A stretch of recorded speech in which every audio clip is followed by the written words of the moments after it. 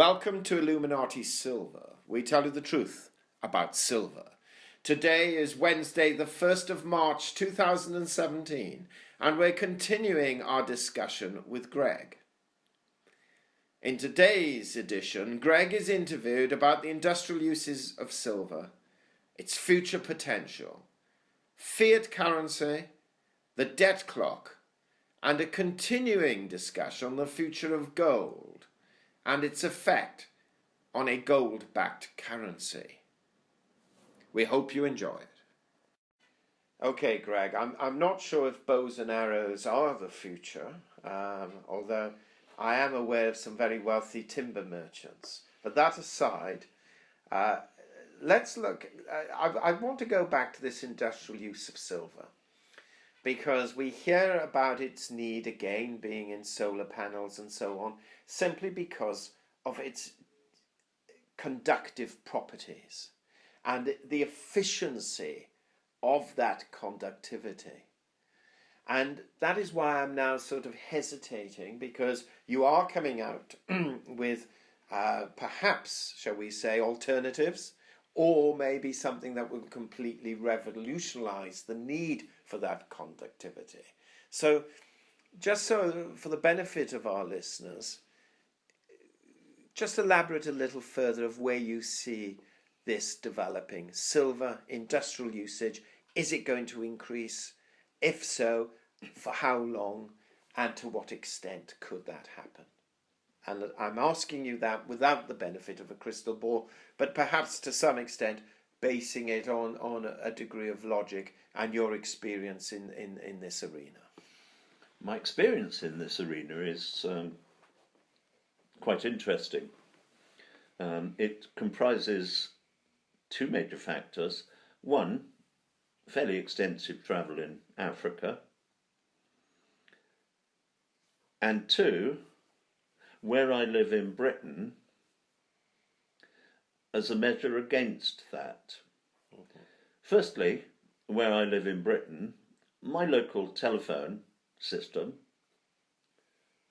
astonishingly, is run not on copper, but on aluminium. So archaic as to be utterly ridiculous.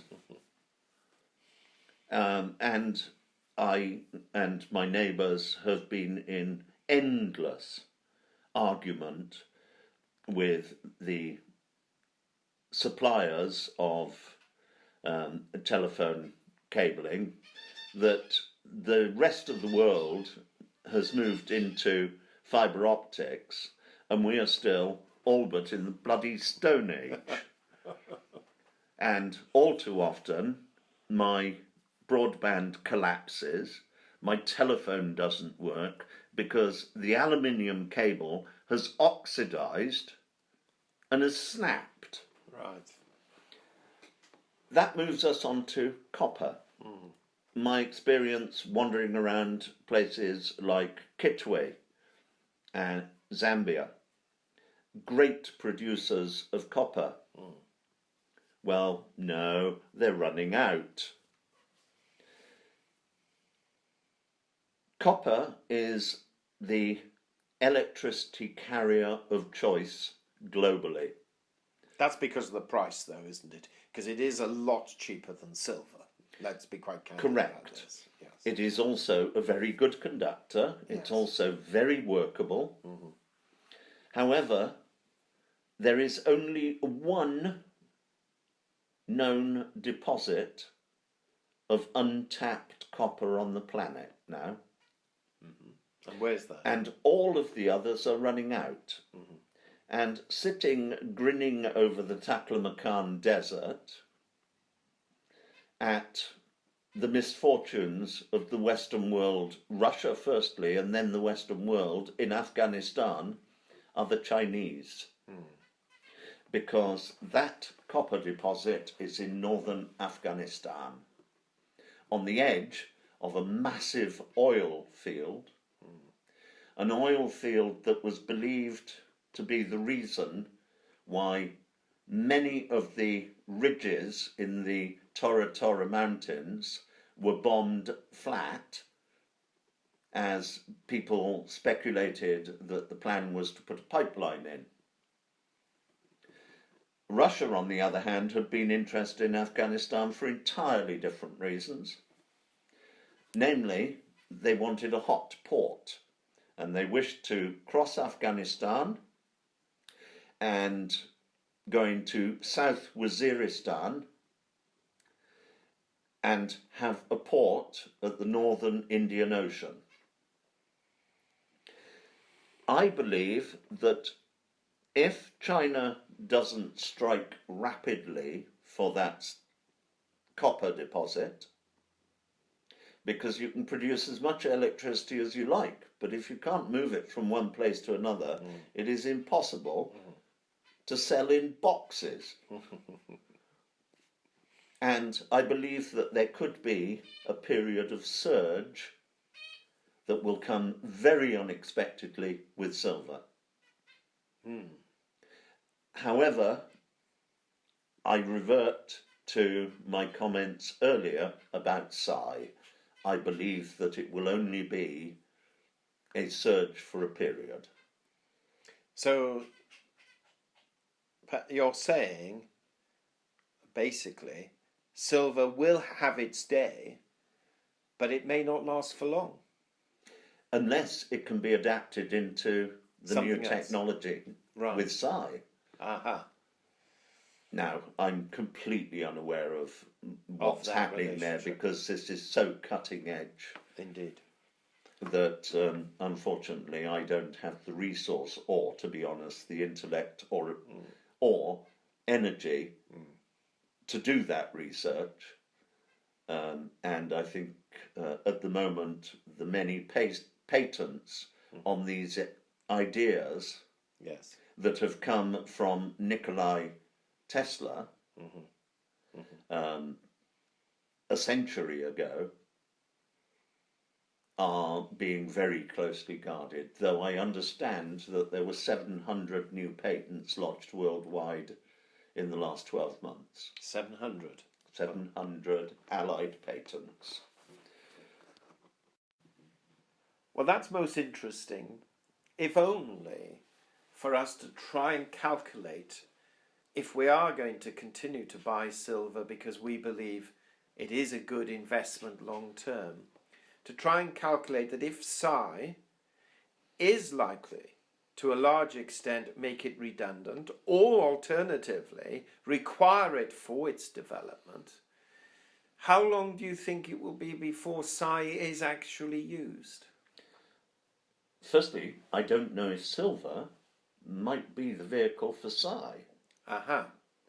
Which could give it a very long-term future. Indeed. I also don't know whether Psi will come in last month Interesting. or in 5 years' time. However, one thing you can be sure of, however fast it is produced, bearing in mind how small it is, it will take a very long time in those terms to have taken over as the technology. Right. Because the day Psi becomes readily available, together with the required batteries, cost effectively, will not see everybody on the planet throw their car away. Absolutely. Absolutely. So there will be a fairly long period of change. And surely the oil companies will rally against this in any case because they want to protect their own industry. The oil companies are, the big boys in oil are already investing in other areas of energy. Okay. Now, I don't know who owns the majority of those patents and who is doing the development. Could it be the oil companies? This is going to be a technology that it will be impossible to stifle. Yes, we all know that the oil companies, aka the producers of engines and automotive, etc., are reputed to have stifled all sorts of developments that could have made cars cheaper to run. I think here again we wander into a conspiracy theory on the basis that one of those companies was big enough to be able to put a car on the market with the relevant patents that would run on a pint of oil, petrol, or gas, or whatever, yes, being adequate to drive a car 200 miles, because it would have smashed the competition out. Nobody was going to forego that opportunity had they the money to develop it. So I incline to think that many of these rumours are untrue. The same type of rumours were created about the light bulb. We've heard them about many forms of simple technologies we now accept, only being there because somebody had prevented another technology coming along. I'm sorry, I don't buy into that. There are always innovators. That is true. And earlier in our discussion, we mentioned maybe China converting gold into a gold currency of some sort, and if not China, then maybe the Western world may have to do that once, as it's perceived, the dollar collapses and fiat currency becomes worthless. Now, well, that was going to be my question. You have frequently used the term "if," as if to suggest that fiat currencies may never run out, but yet mathematically, how can they keep going? Basically, they will keep going in that they've already run out and we're still using them. So it will be a matter of expediency, whether it is expedient for the big boy on the block to keep them going or not, is a moot point. We won't know the answer to that until it comes. But that's the issue, though, Greg. I mean, you've got the American debt clock ticking. Every second it's adding millions and millions of dollars worth of debt. We're at or around $20 trillion at the moment. What can that figure go to before people lose total confidence in the dollar? 24 trillion? 28 trillion? 30 trillion? 100 trillion, as long as somebody keeps on printing the money. But traditional... It is only a fiat currency. Yes. It has no value. But economists... The US government won't even announce what percentage of the dollars in circulation they believe to be forgeries, because it doesn't really matter. But there comes a time, surely, and this is what many of our subscribers argue, and frankly, many of the pumpers argue, the ones who are pumping gold and silver, mainly because they're in that business, but they do make one valid point. Ultimately, all fiat currencies fail, and that is true. If you go throughout history, fiat currencies have failed. What's the solution then? A new fiat currency? What is the value of gold? It's only got a value for as long as people value it. Now, we have argued that, but people have valued it not only for decades or centuries, but millennia. And we have difficulty arguing that it won't continue to be valued for millennia, unless you know otherwise. It is only valued because it is expedient so to do.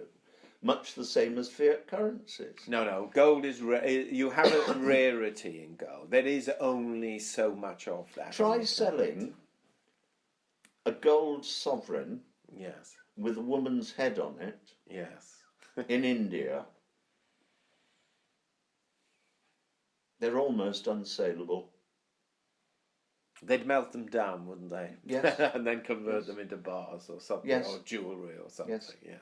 Yes. Whereas with a man's head on, Yes. the chauvinism of their society Right. is such that that's the only ones of value. Many believe the banking system is on the edge of collapse. The amount of derivatives in existence far surpasses the total net worth of the entire global economy. One of the most valuable banks on this planet nowadays, Yes. it may surprise you, is Air Miles. Explain, they have a explain greater that capital value in Air Miles issued than there is for many national currencies. Right. And it will continue until it doesn't continue. And that might have been last week, but nobody told us yet, because the shysters in the banks are all converting their money into lead models or gold. Or gold presidents bars. converting them into Serbian models. Who knows? Right. Clearly, I mean, most economists will admit that the 2008 crash was really the defining moment upon which it became known for sure amongst that community that the world was operating with a flawed economic model. Which idiot that didn't was know it collapsed. before? Oh, I think there were many idiots that didn't know it before. But certainly 2008 was the... Yes, was but it is absolutely essential for a banking system to work, yes. for the system itself and its clients to be totally, voluntarily crano-retentive. Right. Yes. Yeah? Yes. It is only a matter of faith. That's right. For as long as you can take your dollar, your pound, your peso, or whatever, and you can go out and buy a dollar, a pound, a peso, or whatever's worth of goods, yes, indeed. that currency is valid. So when will that faith subside? Because that is the question. That is the question. Everyone is asking. Everybody has asked that since there were the lovely apocryphal story of Christ and the moneylenders. Okay. I really don't buy into this imminent collapse. I believe the collapse has occurred, but nobody dares do anything because what do you do then? Absolutely. We will continue as we are manufacturing the value of money. In 1908, the Pension Act in Britain granted a pension of between 4 and 6pence and 4 and 9pence to every man over the age of 70.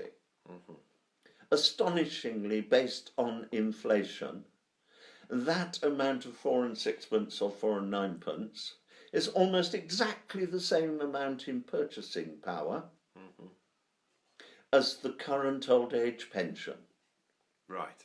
And part of the reason why Britain is, like every other country, but in Britain's case, technically bankrupt, with debts that there isn't a prayer of ever wiping out. Absolutely. Just the same as every other country. Part of the reason for that is that, firstly, only people over 70 got that. Men over 70 got that pension. Yes. We discovered there was a second gender that had been hidden away from the fiscal system, and we granted women a pension, thereby doubling the number of people. Rather bizarrely, we said that men could retire at 65 and women at 60, which further increased it, particularly as women have a longer life expectancy. Indeed. So actually, that was the wrong way round. Yes, we made the situation worse. Yes. Then, on top of that, in 1908, the average age of Caucasian indigenous British morbidity was 46. So not very many people live to claim their pension. Now it's 82. Yeah. And there isn't a hope of being able to finance that pension.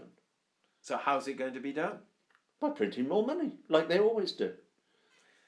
But we know that the value of money over time depreciates. So a dollar or a pound 100 years ago will buy you 1 cent or 1 penny today, or 2. We won't argue of the exact mathematics of it. Yeah. But you've had a 95 to 98% depreciation. Give people more dollars. It's not backed by gold. It's not backed by anything. So just print some more. So this is the key question for you then.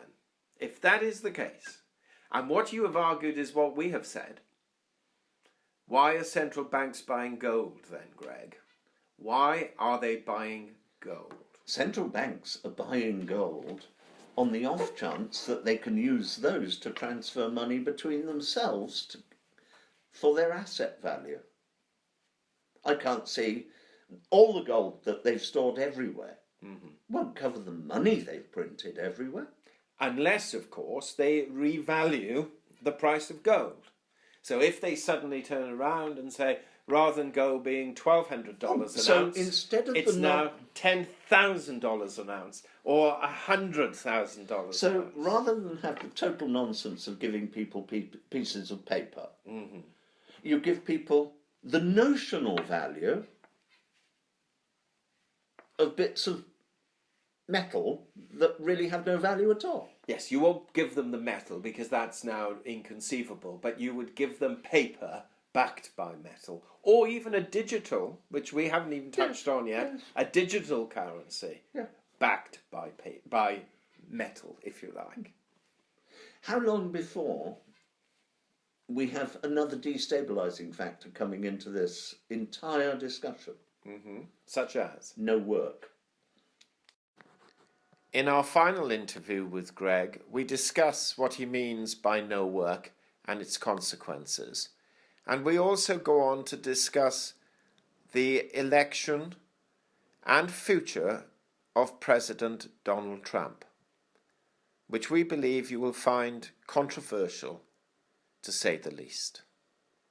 And that will be published tomorrow. We hope you have found this video interesting and informative, and if so, please give it a thumb up and share it on Twitter.